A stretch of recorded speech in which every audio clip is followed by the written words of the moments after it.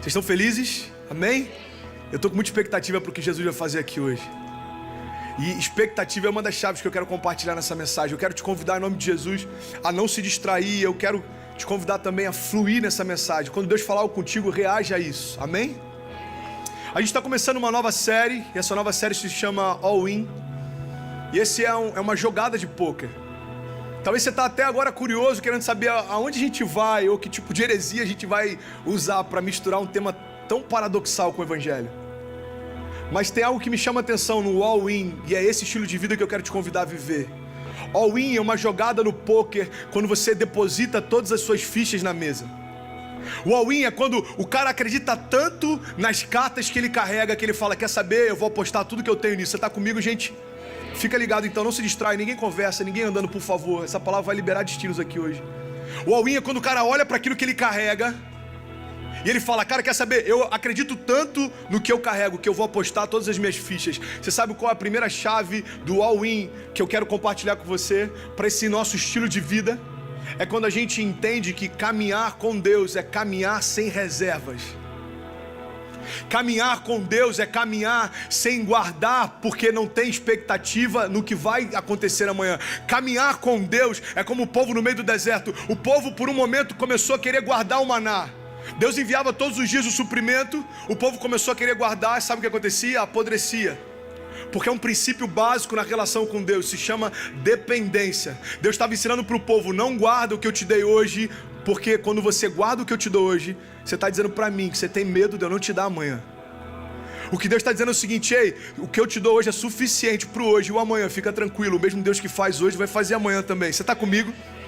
Uma vida sem reservas fala a respeito da gente entender a finitude da nossa existência. Eu sou apaixonado em falar sobre o futuro. Por quê, pastor? Porque uma das maiores crises da minha geração é a ansiedade. A ansiedade nada mais é do que a nossa deficiência em lidar com o futuro. A gente quer enxergar o futuro com a nossa mentalidade de hoje, sempre dá choque.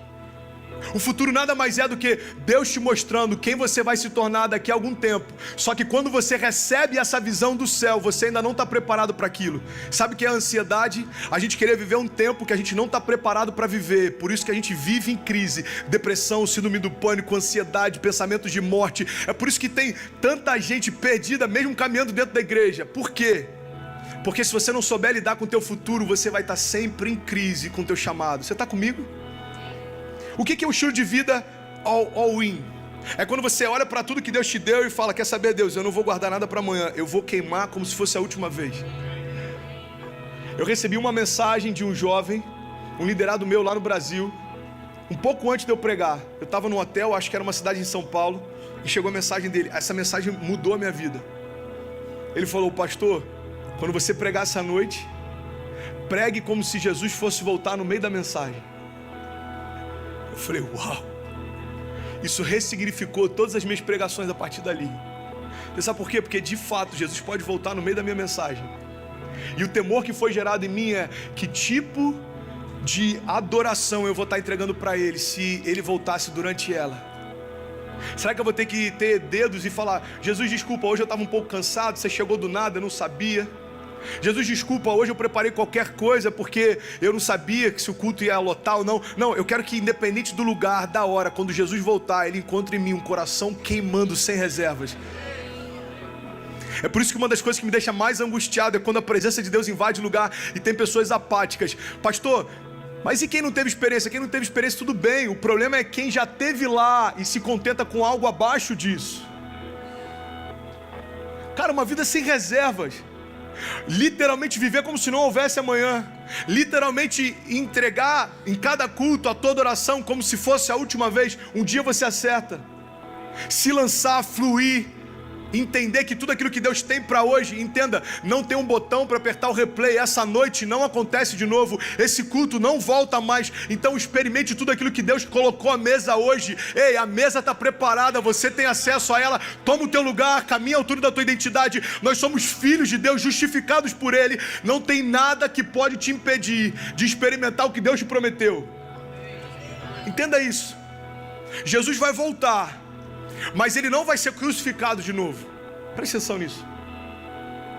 Você sabe o que isso significa? Significa que se eu não usufruir dos frutos do sacrifício de Jesus, quem está perdendo sou eu, porque o sacrifício já foi feito. Não adianta a gente olhar e falar assim, cara, eu quero viver pela metade. Ei, se você vai viver pela metade, o que Deus prometeu ou não, só vai mudar a tua história. Deus continua sendo Deus e o sacrifício de Jesus não volta atrás. Uma das coisas que mais me consome, e eu estava conversando isso com um amigo esses dias, é a ideia, isso é só uma analogia, ok? É a ideia de chegar no céu e um anjo me levar até uma sala e falar assim, tá vendo essa sala aqui? E eu entrar lá e falar assim, uau, quantas curas, quantos milagres, quantas pessoas se rendendo a Jesus, uau, quanto avivamento, quanto poder. E o anjo falar, então, isso aqui é o que estava reservado para você, você não acessou. Essa era a dispensa que tinha o teu nome na porta, você nunca abriu ela. Isso é uma vida com reservas. É acreditar que em algum momento eu posso usar as fichas. Não, use todas elas. Você sabe por quê? Porque existe um princípio no Evangelho: aquele que dá a semente ao que semeia. O medo de lançar as fichas que a gente tem faz com que a gente não receba novas. Tem uma outra passagem que fala sobre os talentos. Cara, Deus está aqui. Alguém consegue sentir isso? Tem uma passagem que fala sobre os talentos e diz que o Senhor saiu distribuindo talentos diferentes para cada um, e quando ele volta, um fez prosperar e teve um deles que enterrou o que tinha por medo de perder. Sabe o que acontece? Até o que recebeu, perdeu. O que Deus está dizendo é o seguinte: não retenha, porque eu sou aquele que dá para quem semeia, e eu vou te dar ainda mais. As fichas que eu te dei, entenda isso, as fichas que Deus te dá são dons, talentos, habilidades que você tem que são sobrenaturais. Irmão, vamos ser sinceros, quando você começa a fluir em Deus, uma das coisas mais burras que a gente pode fazer é acreditar que somos nós quem estamos fazendo. Eu lembro das minhas primeiras pregações, eu lembro dos meus primeiros cultos, eu lembro do meu primeiro começo, e quando eu começo a viver milagres, eu não posso chegar e falar: ei Deus, pode deixar, agora eu já aprendi como é que faz, daqui em diante eu vou sozinho. Não. Cada habilidade que você tem, cada característica que você tem, cada dom que você tem, cada talento que você tem, Deus depositou em você, e Ele espera de você que você viva sem reservas. Você tem facilidade em falar outras línguas? Ok? O que você está esperando para ser um brasileiro que carrega a chama do Espírito de Deus e incendiar nações? Você tem facilidade para fazer dinheiro? O que você está esperando para ser um dos maiores investidores de missões na terra? Ser um dos maiores abençoadores de homeless aqui da América? E o que você está esperando? Qual é o dom que Deus te deu? Existe uma zona de graça depositada sobre você. Essa zona de graça faz com que tudo aquilo que você toca nesse aspecto flua diferente do que flui com outros. É por isso que é a maior burrice a gente tentar ser como o outro é. A gente está descartando o nosso design para tentar entrar numa forma que não foi feita para a gente. Deus está falando: ei, eu te dei facilidade para fazer dinheiro, então seja o melhor empresário que você puder e mantenha a minha igreja. Eu te dei facilidade para pregar, então seja consumido pela minha palavra.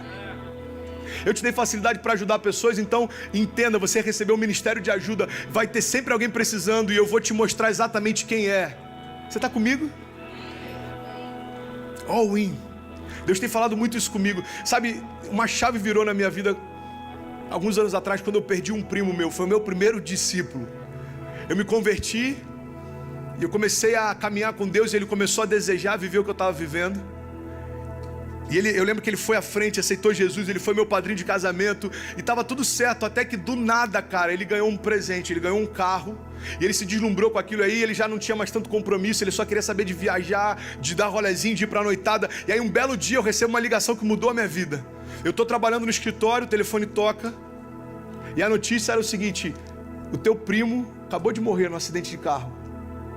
O carro dele estava em alta velocidade, bateu contra um ônibus e incendiou todo. Aquela ligação mudou a minha história, aquela ligação ativou em mim um senso de urgência. Eu não vou perder mais ninguém, brother, enquanto eu não for consumido pelo aquilo que Deus me chamou para fazer. É por isso que eu amo falar para jovens. Você sabe por quê? Porque você é como um livro com páginas em branco, e Deus está dizendo: ei, só me dá o controle, deixa eu escrever a tua história. O livro quem te deu fui eu, olha que loucura. Deus está falando: ei, quem te deu o livro fui eu, mas eu sou tão gentil que eu quero te pedir permissão. Você me permite escrever o que eu tenho preparado para você? O estilo de vida sem reservas é isso, é a gente dizer: Deus, está aqui, ó, tudo que eu tenho está aqui, eu coloco a mesa, eu vou me gastar, eu vou me deixar ser gasto, eu vou me consumir pela tua palavra, eu vou fazer tudo o que você espera de mim. Agora deixa eu te falar uma coisa, deixa eu te dar um alerta. Eu não posso te incendiar a viver um estilo de vida como esse sem te explicar algo que vai acontecer automaticamente. Todas as vezes que você assume um estilo de vida assim, todo mundo que é medíocre vai se incomodar com o que você está vivendo. Você sabe por quê? Porque a tua paixão revela a falta de paixão de quem está perto. A tua entrega vai começar a revelar a falta de entrega de quem está perto. O teu amor por Jesus vai começar a revelar a falta de amor por quem está perto. Entenda, não é algo que você fez, você não se levanta como um acusador, mas é tão natural, porque existe um princípio.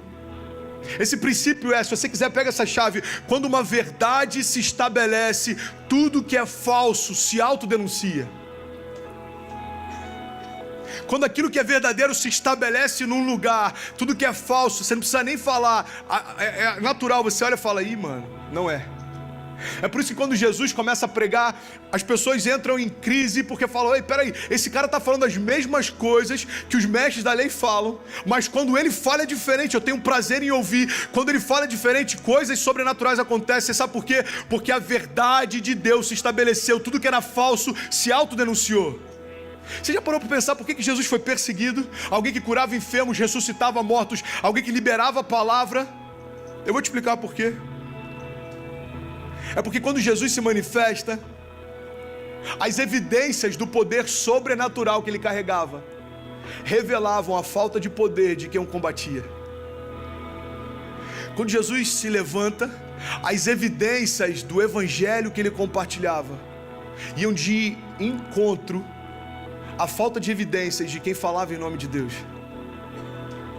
Jesus, ele tem compaixão. Ninguém via compaixão na religião. Jesus tocava em mortos e eles voltavam a viver. A religião nem podia tocar, porque a cultura judaica acreditava que se tocasse no morto, você seria contaminado. Jesus, ele mudou completamente a forma como as pessoas enxergavam Deus, porque ele virou uma chave. Jesus, ele estabeleceu um novo tempo, uma nova aliança, uma nova estação sobre toda a criação. É por isso que toda a história da humanidade, você acreditando em Deus ou não, passou a ser dividida entre antes dele e depois dele. Até o calendário foi afetado pela chegada do Filho de Deus. Você sabe por quê? Porque até então, o Deus que se conhecia, o Deus dos mestres da lei, era um Deus julgador, era um Deus de juízo, e ele realmente era um Deus poderoso, ele realmente é. Mas Jesus revelou uma faceta do caráter de Deus que ninguém estava esperando. Jesus revelou um Deus bondoso, que sabe do teu pecado, mas não te descarta por isso. Sabe das tuas falhas, mas não te descarta por isso. Jesus revela um evangelho que se aperfeiçoa na tua fraqueza.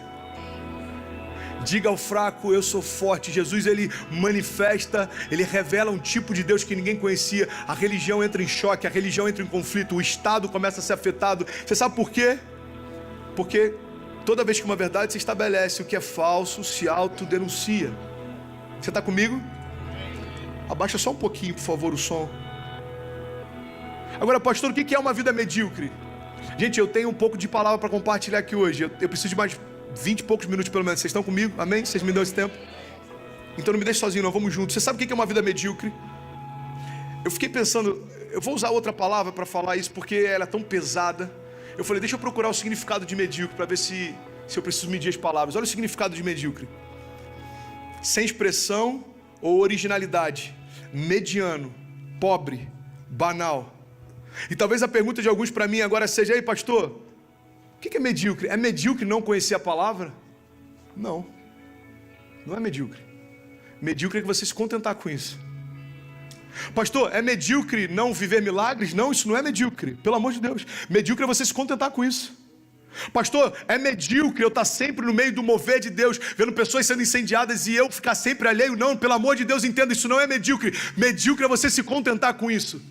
Porque a mediocridade não está no estado, mas no contentamento com o que você está se tornando.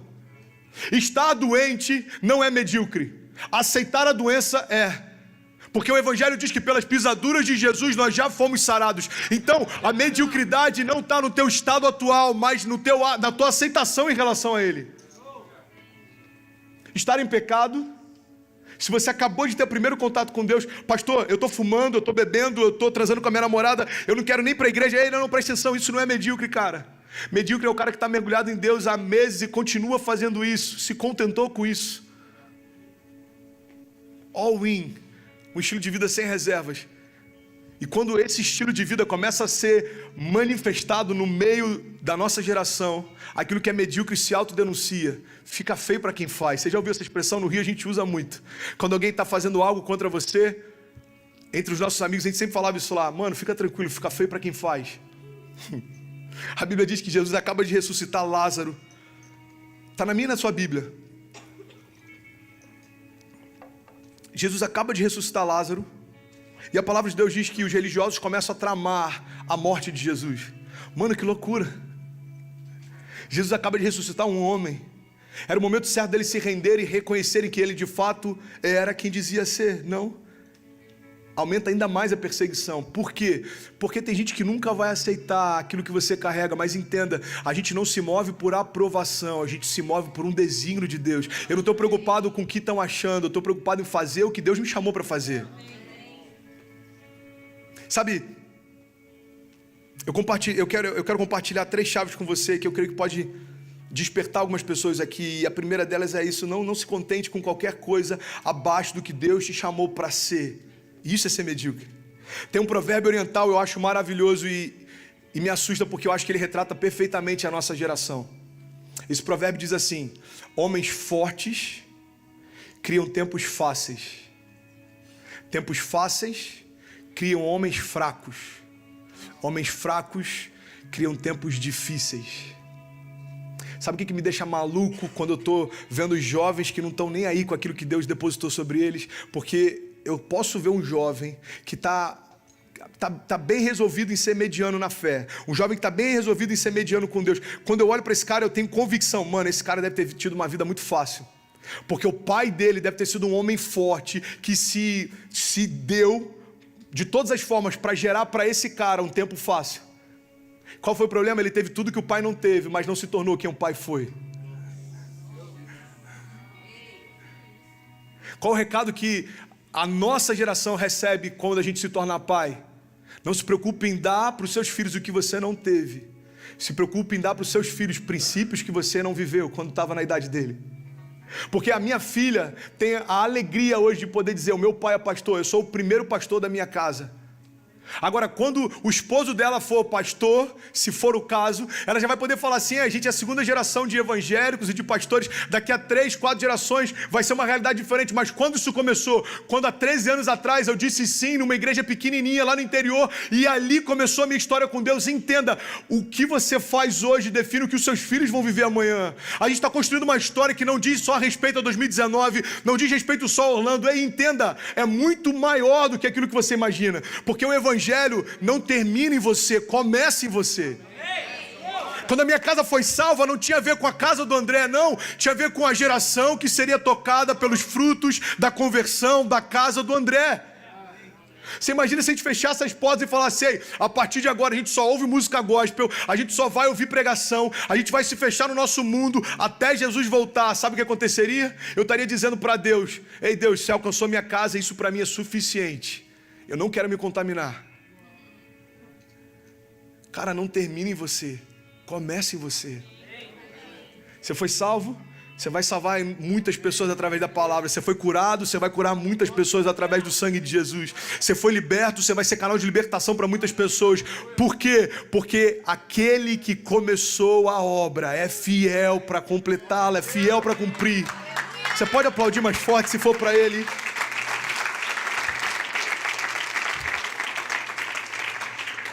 Homens fortes gerando tempos fáceis. E aí o que acontece? A geração do mimimi. Mano, vamos ser sinceros, a gente sem perceber se tornou a geração do mínimo esforço. E eu estou falando isso, e Orlando tem uma diferença muito grande do que a gente via no Brasil, ok? Deixa eu dar um mérito aqui para vocês. Vocês são trabalhadores demais, vocês são intensos em construir uma história. Vocês vieram aqui para mudar a história de vocês, e eu acho isso maravilhoso. Mas em alguns lugares, isso aqui não acontece, ok? Mas em alguns lugares, o que a gente está vendo é a geração do mínimo esforço. A gente se acostumou a ter muito sem fazer nada. E evangelho não é ausência de esforço, irmão. Se alguém te ensinou isso, desculpa desconstruir isso para você. Evangelho é ausência de mérito, não de esforço. Eu não merecia, mas com esforço eu recebi. Eu não merecia, mas com esforço Deus derramou. Deixa eu te falar uma coisa. Você tem noção de quantas vezes eu já chorei? Deus me dá uma palavra, eu só quero uma palavra, eu preciso ministrar algo que seja genuíno. Pai, me dá uma palavra. Quantas vezes eu fiquei sendo consumido e terminou o culto, eu ficava mal e falava com o Kezinho, amor, nada fluiu, e hoje eu acho que eu não fui chamado para isso. Por quê? Porque o meu esforço é em responder a um chamado que Deus deu para mim. Agora, quando flui, a glória de Deus. Eu falei esses dias com os jovens, perguntando sobre oração aos enfermos. Eu já orei aqui umas 3 ou 4 vezes por enfermos. Eu senti Deus me impelindo a isso. E eu creio que esse tempo na América vai ser de ativação para um novo nível de fluir com cura, sinais e maravilhas. Você está comigo, amém? E ele falou, pastor, como é que você enxerga isso? Eu falei, mano, é simples. Como é que a igreja vê? Se alguém é curado, glória a Deus. Se não foi, o pastor estava em pecado. Esse cara não orou bastante. A gente tem uma forma de enxergar as coisas como se fosse por meritocracia. Se deu certo, ele é bom. Se não deu, não é bom. Entenda isso. Não tem a ver com mérito. Evangelho não é ausência de esforço. É ausência de mérito. A gente não merecia, mas ele desejou fazer. A gente não merecia, mas ele desejou fazer. Ele veio para aqueles que eram seus, mas os seus não o reconheceram. E por isso, todos nós passamos a ter acesso e sermos chamados filhos de Deus. A gente entrou aos 45 do segundo tempo, irmão. Entenda isso. Sabe, a redenção nada mais foi do que o all-in de Deus sobre o pecado. É quando Deus chega para o pecado e fala, ok, você venceu sobre a criação. Ok? Você convenceu a criação. E a minha palavra diz que o salário do pecado é a morte. Você tem direito de consumi-la. Mas eu vou fazer o seguinte, eu vou colocar todas as minhas fichas na mesa. E eu vou dar tudo que eu tenho para ter a criação de volta. Eu vou dar tudo que eu tenho para ter a minha criação de volta. Cara, em nome de Jesus, presta atenção nisso. Antes do sacrifício de Jesus, Jesus era o Filho unigênito de Deus. Você sabe o que significa filho unigênito? Significa um único filho gerado de Deus. Cara, quando Deus entregou Jesus, Ele não entregou porque Ele tinha outras peças de reposição. Ele não falou, eu vou enviar agora o Messias, mas qualquer coisa lá na frente eu tenho esse daqui, eu tenho esse aqui, eu tenho esse aqui. Não, Deus falou assim, ei, eu vou dar a única coisa que eu tenho. Eu vou dar tudo que eu tenho, meu único filho, para ter toda a criação de volta. Você sabe o que João 3,16 está dizendo para a gente? Na linguagem traduzida de hoje, está lá em Acrescentares de André. João 3,16 diz, porque Deus amou você de tal maneira que Ele aceitou a possibilidade de ficar sem Jesus por algum tempo, mas Ele não aceitou a possibilidade de ficar sem você para sempre. Isso é João 3,16. É o all-in de Deus. É quando Deus chega para o inferno, para o pecado, para a morte, para aquilo que aprisionou a criação e falou assim, ei, eu sei quais são as cartas que você tem na mão, eu sei quais são as fichas que você tem para jogar, mas quer saber? Eu vou colocar tudo na mesa, sem reservas, está aqui a única coisa que eu tenho, o meu filho. Isaías 9,6 falava exatamente sobre essa jogada de Deus. Entenda o sentido figurado aqui em nome de Jesus. Isaías 9,6 falava exatamente isso. Vai chegar um tempo em que Deus vai colocar todas as fichas na mesa. E aí vai ser revelado para nós aquele que nós vamos chamar de maravilhoso conselheiro, Deus forte, Pai da eternidade, príncipe da paz. Sabe, Jesus era o unigênito do Pai, ou seja, Ele deu tudo que Ele tinha. Mas a boa notícia é que a palavra de Deus diz que depois da redenção, Ele se torna o primogênito. Alguma coisa mudou. Você está comigo? Aquele que era único, agora se torna primeiro. Você sabe o que mudou? Antes da cruz, só tinha Ele como filho. Depois da cruz, Ele é o primeiro de muitos. Porque todo aquele que agora nele crê, também tem acesso e o direito de ser chamado filho de Deus. O unigênito do Pai se torna o primogênito na criação. Cara, isso é muito forte. Isso é muito forte. Jesus se moveu sem reservas para ter você de volta, cara. A minha pergunta nessa noite para você é, qual o sentido da gente oferecer menos do que isso para Ele? Jesus dá tudo que tem para ter você de volta. Agora a gente fica fazendo charme para saber se a gente vai se lançar no chamado ou não. Ah, Deus, eu não sei, eu estou jovem. Ei, cara, pelo amor de Deus, deixa de ser medíocre. Não era nem para você estar de pé. 2 anos atrás, Deus me pegou no meio de hospital, meu coração estava parando. Você consegue imaginar eu chegando para Deus agora e falando assim: ei Deus, quer saber? Eu vou dar um tempo no meu chamado. Cara, é porque a gente está debaixo de uma nova aliança, debaixo da graça, porque se fosse antes, eu creio que o fulgor de Deus ia me consumir. Virou história, virou estatística. A graça de Deus consegue olhar para um cara que acabou de sair do hospital, que acabou de ser curado de um câncer, um cara que acabou de ser liberto, teve livramento de morte, saiu de um acidente de carro, não sei qual é a crise que Deus te tirou em algum momento da tua história, e eu não sei nem se você tem ciência dela, porque tem livramentos que a gente nem sabe que aconteceram. Talvez nesse exato momento existe um livramento de Deus sobre você, que você nem tem a ciência, e você está aí sentado e Deus está falando: ei, eu te livrei mais uma vez. Aí sabe o que a gente faz? Deus quer saber? Me dá um tempo, eu vou pensar se eu quero realmente viver o chamado ou não. Sabe uma das coisas que mais me deixa revoltado durante um culto? A primeira é ter que convencer um cara maduro na fé que ele precisa ofertar e dizimar. Isso me deixa chateado, porque a gente se coloca num papel que não precisaria.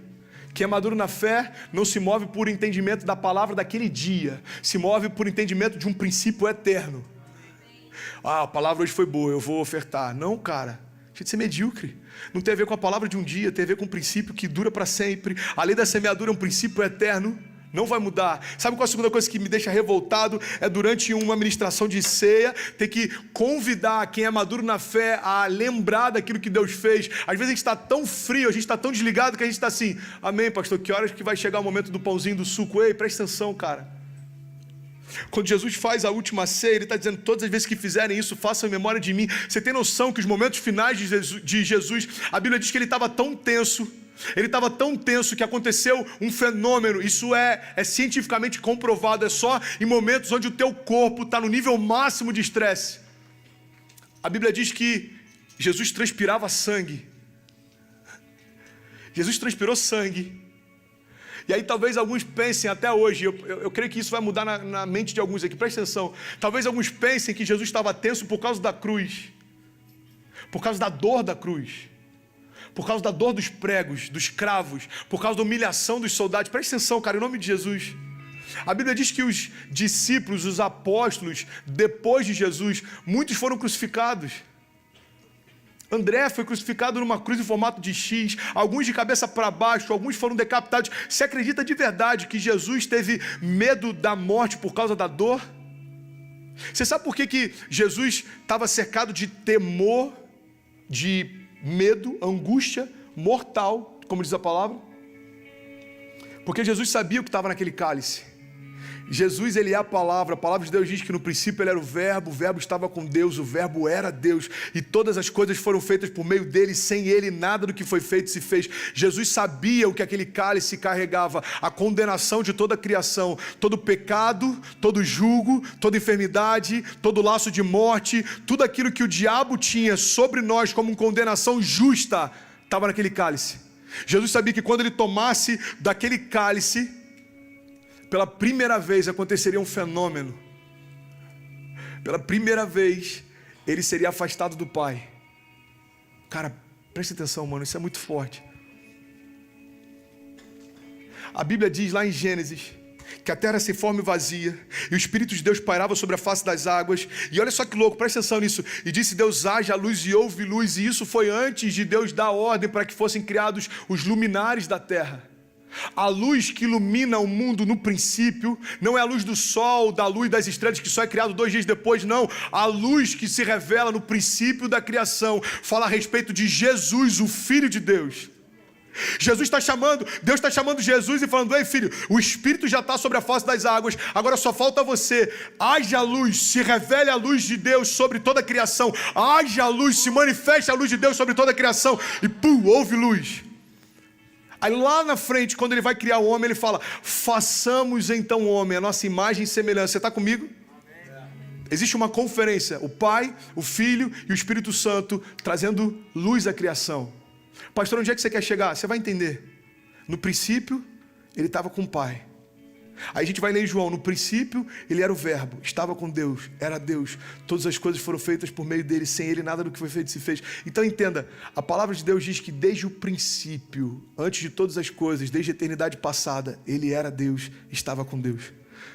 Só que ele está agora diante de uma cruz, está chegando o momento dele ser crucificado. E quando ele recebeu o pecado da criação, ele não pode mais habitar na presença de Deus. Por quê? Porque aquele que não cometeu o pecado se fez pecado por nós, para que nós fôssemos feitos justiça de Deus. Jesus está assim: Pai, quando eu tomar desse cálice, a gente sabe o que vai acontecer. Pela primeira vez eu vou me separar de você. A gente é um, eu não sei o que é ficar longe. Eu não sei o que é não estar junto de você. Cara, é por isso que Jesus chega ao ponto de na cruz falar: Deus meu, por que me desamparaste? Jesus não chama nem de pai, chama de Deus. Você sabe por que ele estava desamparado? Porque o pecado veio sobre ele e ali ele estava condenado no teu lugar. Jesus se fez pecado para que fôssemos feitos justiça. Jesus se fez doente para que fôssemos feitos saudáveis. Jesus se fez cativo para que fôssemos feitos livres. Jesus recebeu o que eu merecia, o que você merecia, para que nós recebêssemos aquilo que ele merecia. É por isso que a promessa do Novo Testamento, a promessa da nova aliança diz respeito à herança. Aquilo que o Pai queria dar para o unigênito, agora deu para toda a criação. Por que Jesus estava tenso com a cruz? Porque ele sabia que ia ter separação entre ele e o Pai. Você está comigo?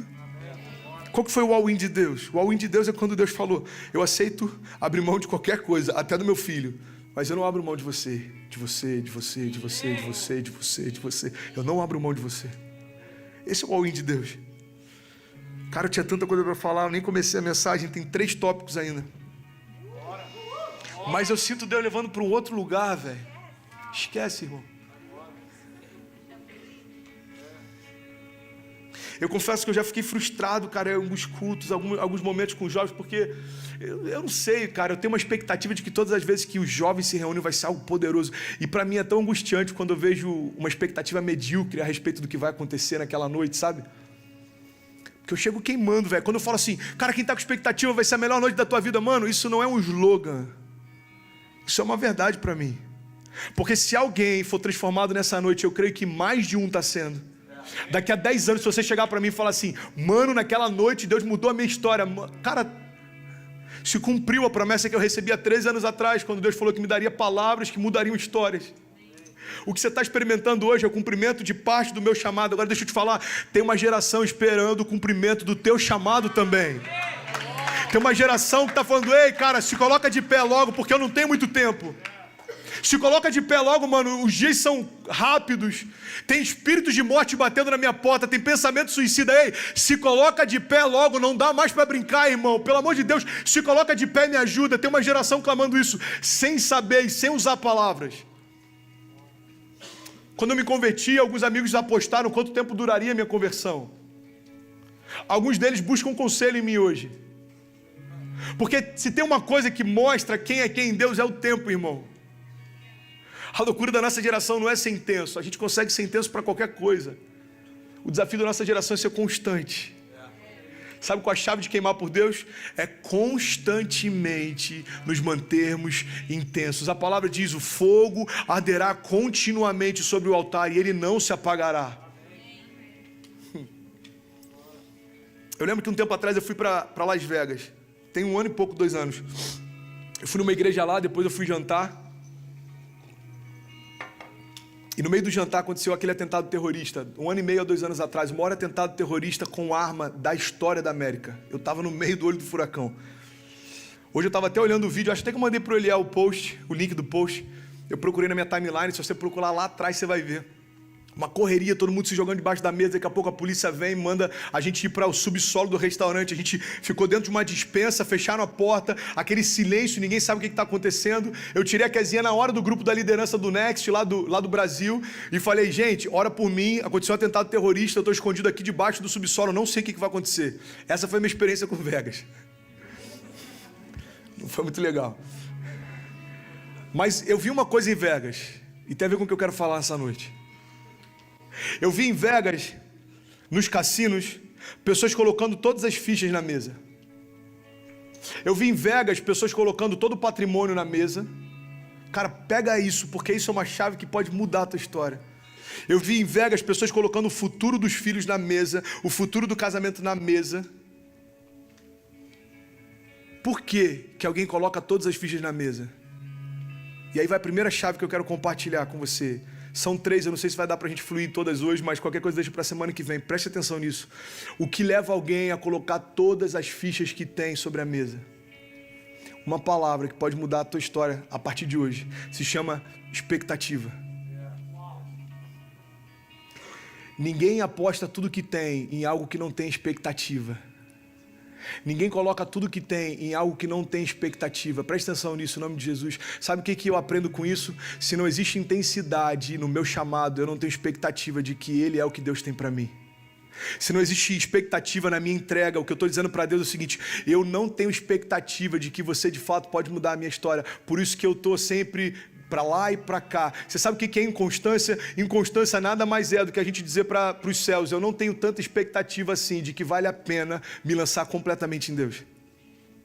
Você sabe por que a expectativa ela é capaz de mudar histórias? Porque tudo que a gente faz antes se move por uma expectativa. Você está aqui por uma expectativa. Você abriu mão de estar em outro lugar por uma expectativa. Alguma coisa, pode ser na palavra, no louvor, pode ser para conhecer uma menina, pode ser porque alguém te chamou, pode ser só para sua mãe não ficar te enchendo mais o saco para vir, eu não sei. Mas uma expectativa te trouxe até aqui. Agora deixa eu te falar uma coisa.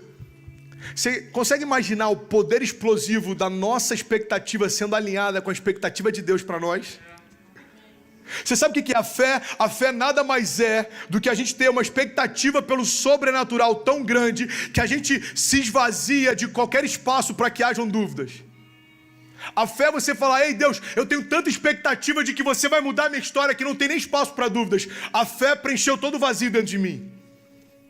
A expectativa para o meu chamado é tão grande que eu não consigo imaginar nenhum projeto futuro para mim, para minha família, se não for cumprir o que Deus me chamou para fazer. Por quê? Porque eu tenho expectativas no sobrenatural de Deus. Eu sei que quando se cumprir vai ser infinitamente melhor do que tudo aquilo que eu pensei para mim.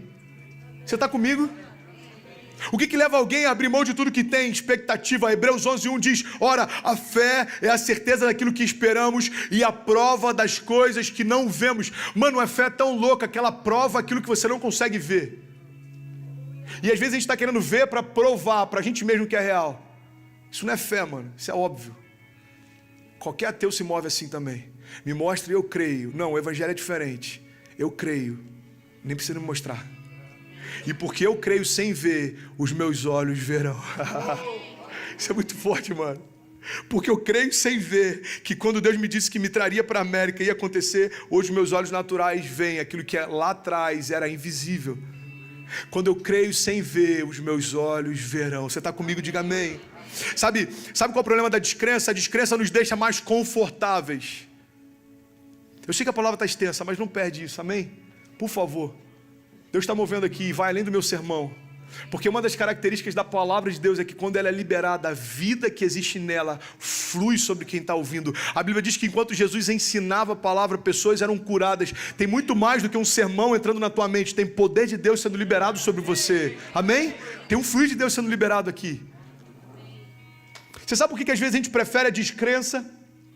Quantos jovens estão aqui, cara, você nem acredita talvez em oração em línguas, você não acredita no poder de Deus para curar enfermos, talvez você não acredita em milagres. Você sabe por quê? Porque a descrença nos deixa mais confortáveis, porque ela não assume riscos. Eu já vivi assim, presta atenção nisso em nome de Jesus. Sabe qual é o problema da gente ter baixas expectativas? É que quase sempre as suas expectativas são supridas. Por quê? Porque elas são sempre baixas. Você espera pouco, vive pouco e você acha que está indo bem. Cara, eu só quero um emprego, velho. Aí você consegue um emprego, tô de boa. Mano, eu só quero namorada, consegue a namorada, tô de boa. Mano, eu só quero terminar o college, termino o college, tô de boa. Aí você acha que você tá, uau, mano, eu tô vivendo o sobrenatural. Não, mano. Você tá suprindo toda a tua expectativa porque elas são baixas demais. Porque as expectativas que o céu te convida a ter ferem a tua lógica. Cara, você tem que ter sonhos que são tão surreais que se você compartilhar com alguém, você vai ser taxado de maluco. Você tem noção? Eu saí do último ano da escola, no ensino médio, porque eu odiava a aula de literatura. Eu meio que odiava a professora da aula de literatura, era um pouco dos dois, ok. Aí eu saí da escola e fui fazer, eu estudei anos nessa escola, mas eu saí no último ano e fui estudar numa outra escola só porque eu não estava aguentando a aula de literatura. Aí o que Deus faz? Me chamou para ser um escritor. Lancei 3 livros, 10 mil livros vendidos. Por quê? Porque Deus está dizendo, não tem a ver com você, tem a ver com o meu poder em você. Não tem a ver com a tua literatura, com quão bom você é, com o que você escreve, não tem nada a ver com você. Quando a gente entende que não tem nada a ver com a gente se preocupa menos com aquilo que a gente pode fazer e a gente dá espaço para aquilo que só Deus pode fazer. Qual é a tua expectativa? Tem que ferir a lógica. É Deus pegar um gago e falar: ei, se é gago, beleza, vai libertar o povo. Foi o que ele fez. É pegar um baixinho e falar: ei, se é o menor dos teus irmãos, ok, vai derrubar o maior dos gigantes. É o paradoxo do evangelho. Ferindo a lógica todo o tempo, humilhando todo o tempo. Ah, vocês querem matar todo menino até tal idade? Ok, então faz o seguinte, pega Moisés e esconde ele na casa do seu perseguidor. Ah, vocês querem matar Jesus? Ok, então leva ele para o Egito. Para onde estão perseguindo ele? Por quê? Porque eu quero envergonhar toda a lógica e dizer para toda a criação: o que eu quero que aconteça vai acontecer, não importa se faz sentido ou não. Você consegue imaginar nos céus os anjos falando, é hipotético isso: Deus, eu acho que isso aqui já foi demais. Ah, você acha que não vai acontecer? Então tá bom. Pum, o mar se abriu. Pum, Lázaro ressuscitou. Pum, nunca houve chuva, agora a arca faz todo sentido. Pum, Davi agora está carregando a cabeça do gigante. O menor dos irmãos vence o maior dos gigantes. O que Deus está falando? Eu não me movo por lógica. Toda a criação a gente vê isso. Um gago liberta o povo. Um baixo derruba o gigante. Um perseguidor da igreja se torna o portador das maiores revelações do evangelho de Jesus. Paulo perseguia a igreja, odiava o mover da igreja, condenava o mover da igreja. Caiu do cavalo, irmão. Como muitos aqui essa noite, você caiu do cavalo. Ninguém mandou você vir aqui, Deus te pegou, velho. Deus está falando no teu coração: você sabe que tem mais, você sabe que isso que você está vendo não é tudo que eu tenho para você, você sabe. Vamos combinar? O pecado é bom, velho. Se não fosse, ninguém se perdia por conta dele. Só tem um problema: o custo dele é muito alto. O pecado te satisfaz por minutos, a glória traz sentido para você para sempre. Não tem como comparar, porque tudo que o inferno faz é uma versão piorada daquilo que Deus já fez. O diabo não criou nada, ele só copia, é uma versão piorada. E Deus está falando: ei filho, qual a expectativa que você tem em mim? Qual a expectativa que você tem no sobrenatural? Deus, eu estou esperando algumas coisas acontecerem para ver se a conta fecha. Esquece as contas, cara, eu não te chamei para isso. Eu te chamei para crer na palavra que eu libero. Se eu disse que vai acontecer, vai acontecer. Você está comigo? Diga amém. A gente diminui expectativas, sempre espera pouco, sempre recebe pouco, e acha que a gente está no caminho bom.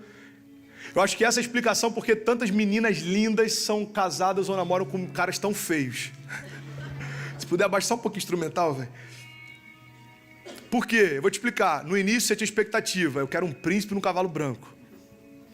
Aí você se machucou com o príncipe, ele te deu um bolo, ele começou a ficar com a tua melhor amiga, e você fala: quer saber? O príncipe pode vir a pé, velho, tá de boa. Aí daqui a pouco você tá assim: mano, não precisa nem ser príncipe, pode ser um amigo do príncipe, chegar de Uber, Lyft, tá tranquilo. Brincadeiras à parte, o que muitas vezes a gente está fazendo na nossa jornada de fé é cara, presta atenção nisso, é muito forte.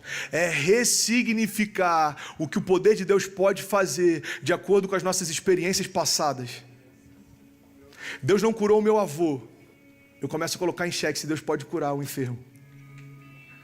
Deus não supriu lá atrás quando eu precisava de um socorro financeiro, eu começo a colocar em xeque se Deus de fato pode suprir minha necessidade. E aí deixa eu te falar, o que Deus pode fazer não se mede por aquilo que você já viveu. Antes de você existir, Ele já era. Depois da gente partir, Ele continua sendo, amém? Então expectativa é uma das chaves para a gente experimentar algo sobrenatural. Sobrenatural. A descrença, ela pode deixar você mais confortável, mas ela nunca vai gerar os milagres que você precisa. E eu juro que eu só preciso de 10 minutos e eu termino agora. Eu vou encurtar demais a próximo ponto. Primeira coisa que eu compartilhei é expectativa. Tem alguém comigo? Diga amém. Tem alguém que está recebendo? Diga amém. Você pode aplaudir Jesus aí só para eu tomar um pouco de água? Amém. Deus está aqui, amém? Segunda chave que eu quero compartilhar com você: propósito. Uma vida intensa tem a ver com uma vida com propósito. Tem uma frase do Oscar Wilde que eu acho maravilhoso. Esse cara, ele foi um escritor inglês, 1800 e pouco. Eu acho até que eu falei no último culto. Ele diz o seguinte: viver é a coisa mais rara do mundo. A maior parte das pessoas apenas existe. Eu vou repetir. Viver é uma das coisas mais raras do mundo, porque a maior parte das pessoas apenas existe. Pastor, qual a diferença entre existir e viver? Eu vou te explicar qual é a diferença. É o que move os seus dias. O que move os seus dias é o quê? É construir a tua história, então você está existindo. O que move os teus dias? É construir uma história com Deus, então você está vivendo. É muito simples a diferença, mas ela se confunde, porque a gente tem sempre uma desculpa boa, porque a gente não está se lançando no que Deus chamou. Eu estou ocupado demais, eu estou trabalhando demais, eu estou novo demais, eu tenho ofertas demais, eu tenho propostas demais, tem meninas demais no meu WhatsApp, tem coisas demais. Deixa eu te falar, daqui a pouco a gente está falando, mano, eu estou velho demais, eu estou cansado demais e... Faça tudo o que você pode, enquanto você pode. Esse é o convite de Deus para essa noite. A banda, se quiser, é só o instrumental, pode vir para parecer que a gente está acabando. Eu vou citar algumas frases aqui. Tem uma frase do Martin Luther King que eu sou apaixonado. Ele fala: se o homem não descobriu nada pelo que morreria, ele não está pronto para viver. Tem um pastor da Califórnia, mano. Esse cara ele é incrível. Ele diz o seguinte, em um dos livros dele: eu acho que muitos de nós não estão em um caminho, mas sim em uma rotina. Nós confundimos conforto com paz, crença com fé, riqueza com bênção e existência com vida. Eu quero ir para a terceira e última chave dessa noite. Para a gente viver sem reservas, para a gente viver o sobrenatural de Deus, para a gente viver de uma forma que o mundo ouça a mensagem que a gente carrega, para a gente viver de uma forma que os milagres não sejam uma teoria que a gente ouve no culto, mas uma realidade que a gente vive em casa. A terceira chave é entrega. Você pode repetir isso comigo? Diga entrega. Isso. Como é que fala entrega em inglês, mano? Alguém me ajuda aí? Surrender. Bonitinho.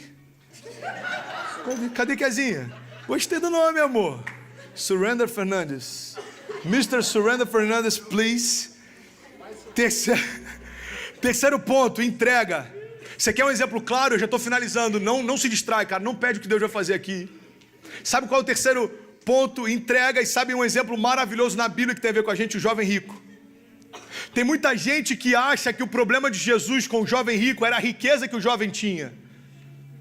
Deixa eu refrescar a tua memória. Você está comigo? Diga amém, olha para cá.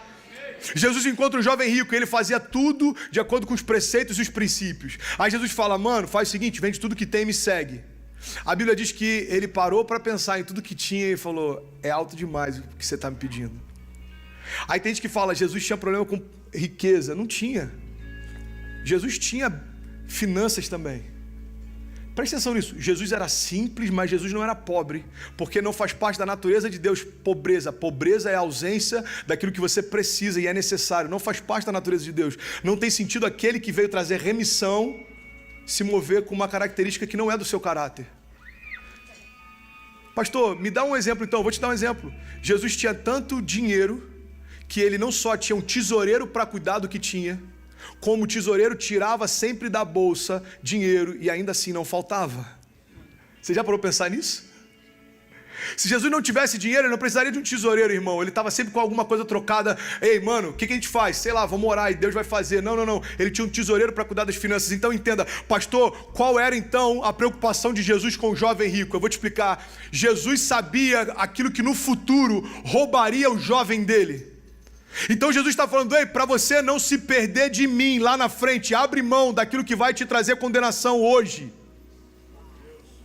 O que Jesus está dizendo: ei, aquilo que para você tem mais valor do que a minha presença, hoje pode parecer que não faz sentido, lá na frente vai fazer. Então abra mão disso hoje. Pastor, me dá um exemplo prático, eu vou te dar. O teu namoro não te santifica, por que você acha que o teu casamento vai te santificar? Jesus está falando: ei, abre mão disso hoje, porque lá na frente isso vai te roubar de mim. Jesus não está preocupado com a tua riqueza, com o que você tem. Jesus está preocupado com aquilo que pode te roubar dele. Jesus está falando para o jovem rico: cara, lá na frente isso vai te roubar de mim, abre mão disso hoje. Aí o jovem está falando: Jesus, mas é demais, eu tenho coisa demais. Cara, eu acredito que esse jovem rico poderia ter sido um dos apóstolos, poderia ter milagres sobrenaturais sendo descritos através da vida dele, mas aquilo que ele tinha no presente roubou aquilo que Jesus tinha para ele no futuro. Uau, isso é muito forte. Quando aquilo que eu tenho no presente parece ser tão bom, a ponto de eu descartar aquilo que Jesus tem no futuro, eu estou dizendo: Deus, eu prefiro guardar as minhas fichas e viver com as minhas reservas. Eu não tenho certeza se o que você tem para mim é melhor do que o que eu tenho hoje. Tem alguém que está recebendo isso? E eu vou finalizar aqui. Jesus sabia o que roubaria ele do futuro. Ele está falando: cara, muda hoje. Sabe, eu quero te fazer um convite, cara. Jesus, ele quer mudar histórias aqui. Não tem a ver só com novos começos, tem a ver com novas posturas também. Não tem a ver só com quem vai reconhecer Jesus pela primeira vez, mas para quem vai dar acesso a Jesus entrar em áreas pela primeira vez hoje. Talvez você é crente há anos, mas tem áreas que até hoje você não deu acesso para Jesus. Talvez áreas que você nem sabia que existiam. Jesus está falando hoje: ei, deixa eu ter governo sobre a tua história, deixa eu escrever o que eu tenho para você. Eu quero você sem reservas, sem medo, sem preocupação, sem ansiedade. Deixa eu fazer aquilo que só eu posso fazer. Jesus quer mudar histórias hoje, mas Ele está à procura de pessoas que deem uma resposta a esse chamado. E eu quero finalizar aqui. Talvez você me pergunte: pastor, qual que foi o all-in de Deus? Porque Deus nunca vai te pedir, presta atenção nisso, cara. Deus nunca vai te pedir algo que Ele mesmo não tenha feito. Deus nunca vai exigir de você coisas que Ele não tenha feito primeiro. Jesus nunca te pediria entrega se Ele não tivesse entregue por você primeiro. Jesus nunca pediria de você intensidade se Ele não tivesse sido intenso primeiro. Jesus nunca pediria de você paixão se Ele não tivesse sido manifestado em paixão, consumido em paixão primeiro. É por isso que o amor furioso de Deus invade o inferno e fala: ei, sobre a minha criação você não tem governo mais. A Bíblia diz que Jesus morreu, mas ao terceiro dia Ele ressuscitou. E o que Ele está dizendo para a gente nessa noite é: ei, eu quero mais de você. Eu quero uma vida sem reservas. Você sabe quando foi o all-in de Deus? Presta atenção. Imagina que essas aqui são todas as fichas de Jesus, todas as fichas de Deus sobre a criação.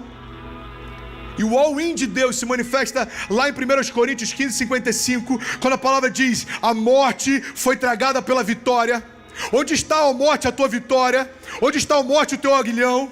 Ora, o aguilhão da morte é o pecado, e a força do pecado é a lei. Mas graças, porém, sejam dadas a Deus, porque dá vitória pelo nosso Senhor Jesus Cristo. Você sabe qual é o all-in de Deus? É quando Deus chega diante da morte e fala: ei, qual é o preço que você quer pela criação? É o meu filho? Então tá bom, tá pago. O all-in de Deus é quando Jesus abre os braços e fala: ei, está consumado. Nada mais precisa ser feito. Tudo aquilo que precisava ser feito, o meu filho já fez. Eu quero te convidar, fique de pé no teu lugar em nome de Jesus.